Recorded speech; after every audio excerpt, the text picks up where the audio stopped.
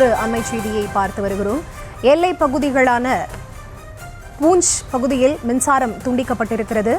பொதுமக்களை எச்சரிக்கும் விதமாக இந்த மின்சார துண்டிப்பு நடவடிக்கையானது அங்கு மேற்கொள்ளப்பட்டிருக்கிறது. விவரங்களோடு இணைகிறார் செய்தியாளர் மதியழகன். அவரிடம் பேசலாம். வணக்கம் மதியழகன், விவரங்களை நீங்க பதிவு செய்யலாம். ஏற்கனவே காஷ்மீரில் பாகிஸ்தான் அந்த பூஞ்ச் பகுதியில் நடத்தி வரும் தாக்குதல் காரணமாக மின்சாரம் துண்டிக்கப்பட்டு சைரன் ஒலிக்கப்பட்ட அந்த தகவலை நாம் பார்த்தோம். தற்பொழுது ராஜஸ்தானினுடைய ஜெய்சால்மர் பகுதியிலும் இந்த மின்சாரமானது துண்டிக்கப்பட்டிருக்கக்கூடிய தகவலானது தற்பொழுது வெளியாகி இருக்கிறது.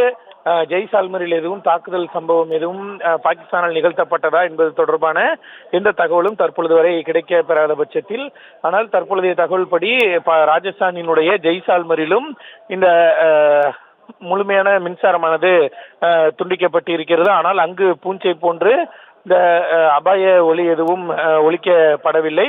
தற்பொழுது மின்சாரம் நிறுத்தம் மட்டுமே செய்யப்பட்டிருப்பதாக தகவல்கள் தெரிவிக்கின்றன. பாகிஸ்தானினுடைய இந்த அணுகுமுறை, இன்றைய அணுகுமுறை என்பது நேற்றை போலவே தற்பொழுது தொடங்கி இருக்கிறது.